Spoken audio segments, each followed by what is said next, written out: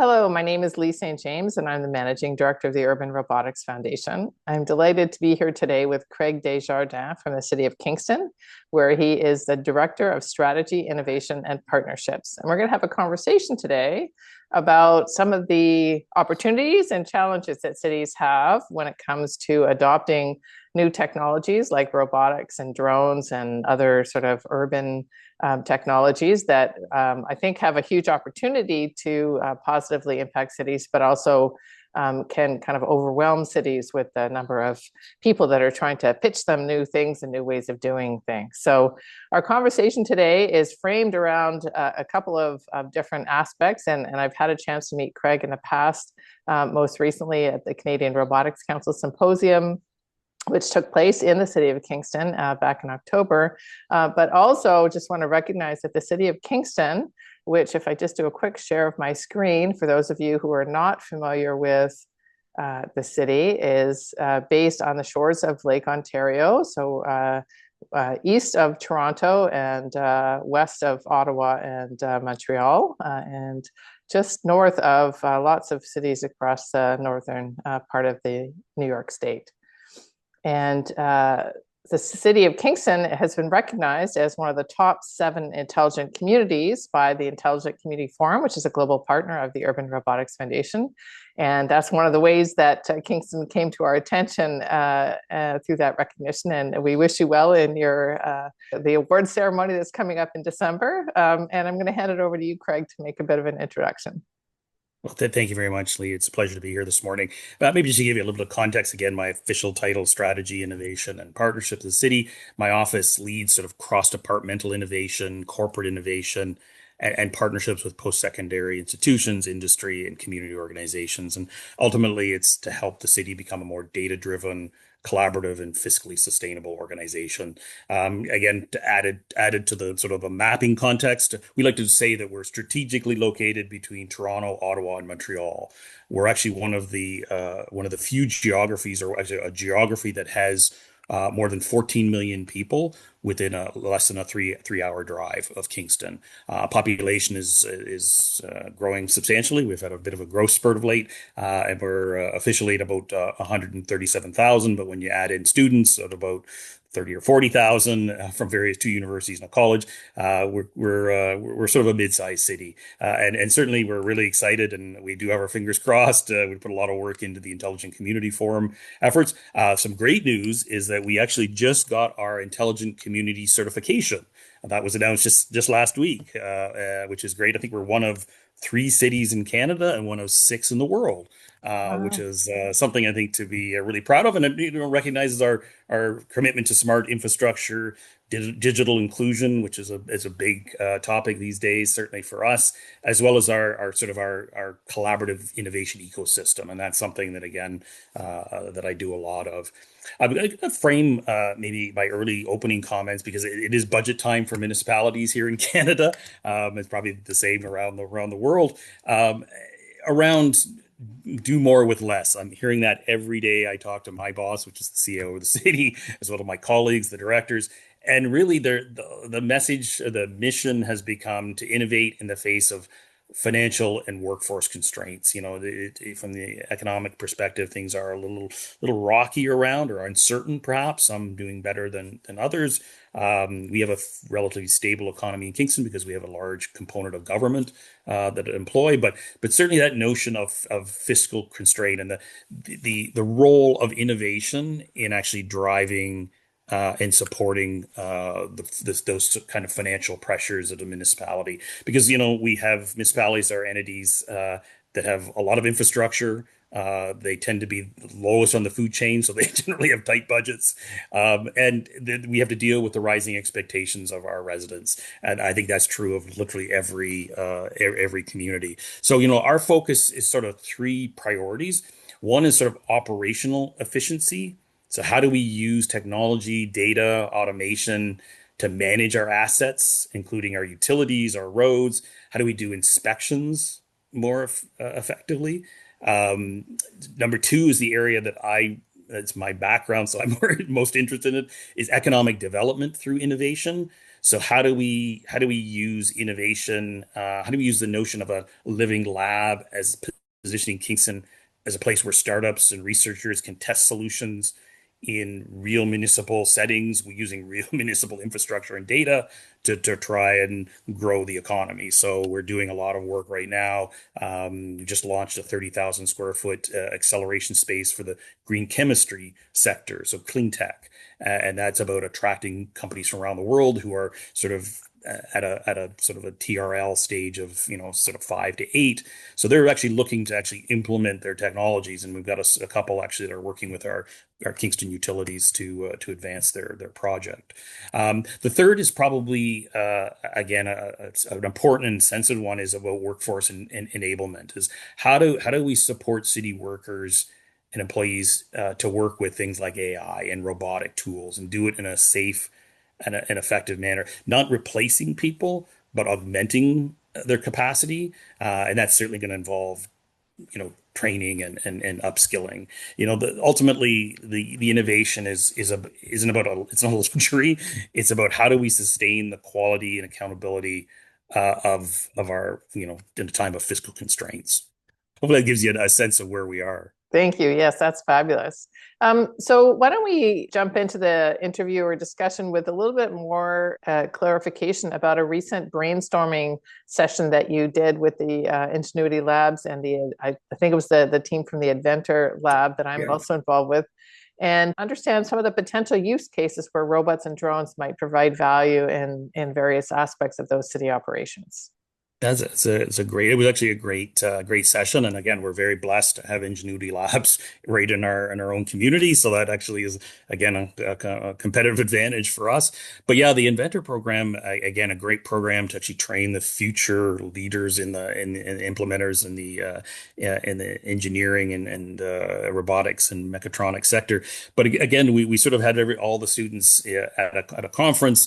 And again, the challenge was how do we explore how mobile robotics can operate safely in human environments. So it's one thing to do something in a lab, and I don't understand most of that. I'm not a very technical person, but like the reality is that once you get it out in the real world, you got mud and you got people and you've got constraints, and how do we do that? And as I said, we had a brainstorming session with the researchers and students that focused on sort of robotics and drone use cases for municipal operations. And again, it's fascinating when we actually connect some of the researchers with people who do it, not me, because I don't generally get my hands all that dirty with my work. I'm more in the office. But when you talk to some of our Parks and Rec staff and some of our public works staff, and some of the challenges that they're dealing with, there was some sort of high level sort of themes. The first was around sort of infrastructure and inspection. And really, the reality is I own a lot of bridges, a lot of culverts, a lot of stormwater basins, inspections using ground and aerial robotics has a really significant potential. And that's drone-based building envelope assessments for city facilities. A small, medium-sized city like Kingston, we own 187 buildings. A lot of them are heritage buildings, which adds significant cost generally to everything we do. So yeah, how do we use automated data collection for road conditions and sidewalk monitoring? Again, like I don't even know how many kilometers of sidewalks we have, but it's in the hundreds of kilometers, thousands of kilometers of roads and underground stormwater and wastewater drains. So again, massive amounts of infrastructure across just about every community in the world.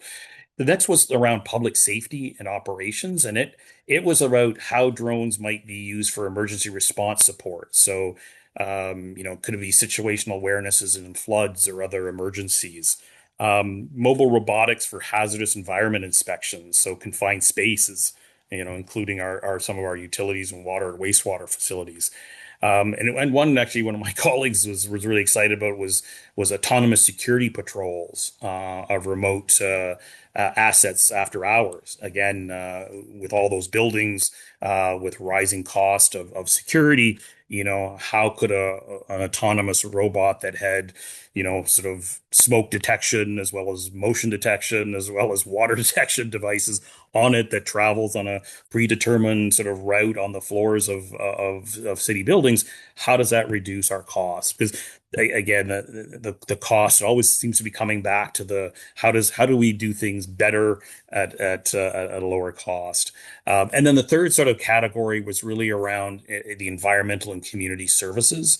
So it was a lot. We were hearing a lot about it. I was just on a call a few minutes ago about litter and sharps. So the needles from drug use and how those get picked up. So robotic litter and debris collection along waterfront trails, drones for tree canopy analysis, invasive species mapping, autonomous sensors for air quality and stormwater monitoring. Again, very interested as we get closer to the some of the harsh winter season. Is how do we know when bad weather is coming our way, and how can that allow us to prepare and the roads. Also oversee the airport in Kingston, so we do a lot of plowing there. So again, these ideas were evaluated through sort of a practical municipal lens and it, around feasibility, safety, financial justification, and not just the whether it's technically possible. The other one that was really cool, and again, it came out of left field. It was actually an inspection of all our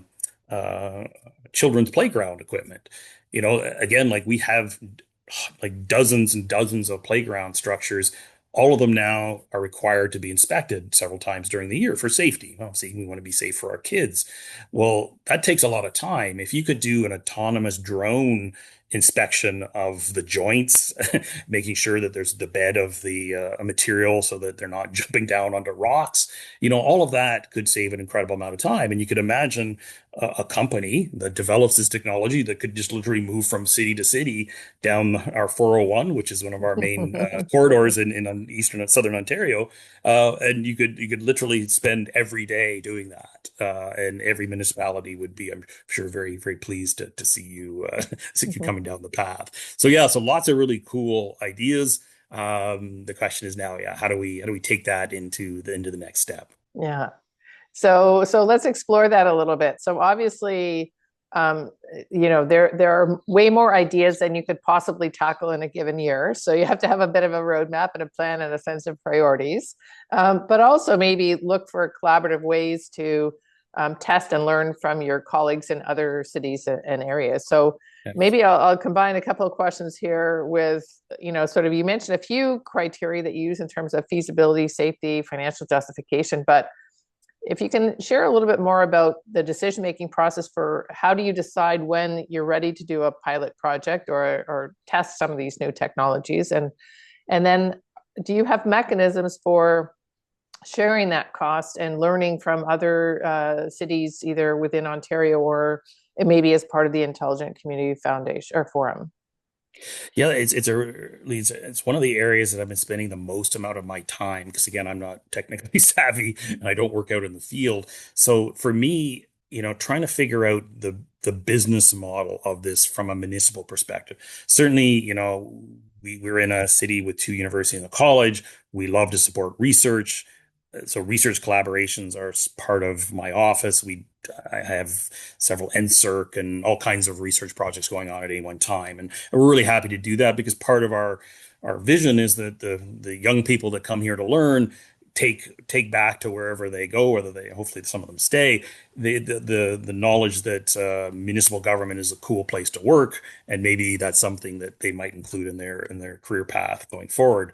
But like ultimately, I'm not paid to do research. We're not a university. We're a business. We're a municipality that serves our customers, and we have a financial model that is as I said strained. So again, understanding the business model. So pure research, love to help when I can if it can overlap, but it's becoming more and more difficult for us to sort of focus much resources.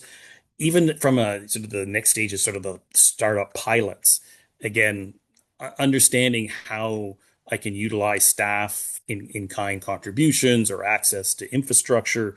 Those are all good things, but ultimately my boss, the CAO, is saying, well, what are we getting in return? Is it the economic benefit maybe of those companies staying in Kingston and growing? That's certainly a value. But yeah, how do we monetize? So again, like we spent a considerable amount of time sort of considering the different models. So, is it like a co-development, co-design type of a model? Is it more of a pilot to procurement pathway, sort of a proof of value model? Is it sort of robotics as a service? So a subscription model where companies come in, I don't have to buy any robots or any equipment. I pay a subscription, and it's just a flat service that I'm buying. Is it like a regional shared service model, like a multi-municipal sort of innovation hub model?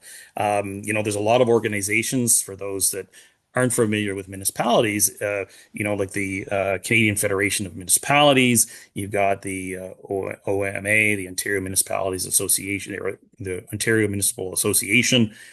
These are organizations, and again, we have sort of regional groups, Eastern Ontario level groups of sort of 50 or 100 type of municipalities. Again, we're not competitors in a lot of these services. So how do we collaborate in a more effective way to sort of share risk, share cost? Maybe it's one of the things I've been trying to pitch is like a municipal innovation fund to my leaders to say, how do I get a pool of money that actually can help accelerate? And again, I mentioned the accelerator that we're looking at. We're looking at investing in a new wet lab facility to sort of drive health innovation. So we're sort of moving away from just in kind to actually how do we become more participatory with the vision that there's actually return on investment for us, and that can be financial as well as economic. The private-public partnership, I think, has obviously been around. One of the things I'm wondering is there the opportunity to reimagine what a private-public partnership is, for robotic infrastructure, and is it any different, or is the modern context different? Procurement frameworks, I think, is another space that we're spending some time trying to understand. Like, is it like a challenge-based procurement? I love competition. So do we throw out some of these sort of, goals to address some of this infrastructure problems, and do we make it a challenge based where the best model gets the contract? Living lab, there's a lot of discussion around that, and sandbox models. So test zones. We do have a space we've just recently created with a couple of multi-departmental. Queen's University is involved in a couple of autonomous vehicle programs with GM. We have actually a training facility that we were using for our bus drivers to sort of see, when dump truck drivers, how they take turns. So we created actually a campus of road networks with street signs and stop signs, so that and we sort of let Queens use it now. And again, how do we create sort of that test zones capacity? Obviously, data is a piece of it. If you're involved with Queens, we already have a data sharing agreement between the city and Queen's University, which I think, again, lays the foundation from an academic sort of standpoint to access some of the data that we gather. And we gather a lot of data. So again, that whole notion of business models, big piece of what I'm thinking about these days. I want to dig into a couple of specific examples to see how it impacts your procurement plans in terms of some of the service agreements that you have. So if you look at, for example, the inspection side of things, are those inspections currently done by employees of the city, or do you have a contract with an outside provider? Yeah, a lot of cases, again, it's that tipping point for municipal size where it's no longer feasible to do it internal. If once you're beyond a certain size or you have a certain number of culverts or bridges or buildings, you can't do it. Some of the stuff is becoming so technical as well that and you're required to almost have outside inspection from an accountability and a transparency perspective, that more and more of this is going to Yeah. outside organizations to have it done, so consultants. So I'm wondering if in that sense, that's the opportunity for these technology companies to actually partner or, sell their services or their robot as a service or drone as a service or whatever to those companies. But it almost seems like they keep coming to the city because the city is the one that's in the sort of Yeah. upfront face, right? So we don't know who all those different suppliers might be, or maybe they do. I'm not trying to acquire. I'm not trying to do any pilot projects myself. I'm just trying to share best practices for our Yeah, for it's our about listeners. validation. Again, like that's something that we can. Doesn't take a lot for us to validate an idea. Again, I don't deal with the bridge inspections, but there's a couple of people who do at our team. Mm-hmm. They can tell you pretty quickly whether the technology is going to work or not. Yeah. We just built one of the biggest projects in the city of Kingston was a $180 million 1.4 kilometer bridge. Ingenuity Labs and Josh Marshall, the former executive director, has been involved with some of the underwater submersible devices to actually monitor the structure because again, understanding that the deterioration of concrete and steel and how that accelerates or decelerates based on the location. Anyway, all kinds of technical stuff I don't understand. But again, I'm surprised there hasn't been like it's some sort of licensing, whether it's like again, they're doing some really cool stuff with researchers. I know companies we're not the only one with a bridge. Right. Yeah. How do we create pathways? How do we explain the market verticals for some of these companies and how do we connect the researchers with the companies that actually execute these kind of work on behalf of the city or paid for by Yeah. the city on our structures? Because Yeah. ultimately we benefit by having structures that last longer. Yeah. Well, and then specifically about like the playground inspections that you were talking about, like there's now a regulation that you have to, from a compliance perspective, That's right. have those inspected. And it sounds like if you're, having to climb up, a swing thing to see if the joints are like They're that's not a as potentially tight. Yeah. dangerous, job, right? So are there Dangerous and ways time that, consuming. Yeah, because yeah, I think it's twice a year. I can't remember the regulation, but yeah, you're right. Like it's now legally required, and yeah, so like every joint has to be sort of investigated, and every nut has to make sure it's tight. Well, again, if you could do sort of a fly around with a yeah, zoom in capacity from camera technology to assess the joints, that could yeah, that could cut the amount of effort by a factor of 10. yeah, And when you have 50 or 100 playgrounds in your community, and you have to do it twice a year, you're talking about, not like several staff members and taking up several weeks of their time. yeah. Yeah, and I just feel like it would be more interesting, but also maybe more consistent and safe. So it's potentially producing better results and having that data that could then be it's kind of like a win-win.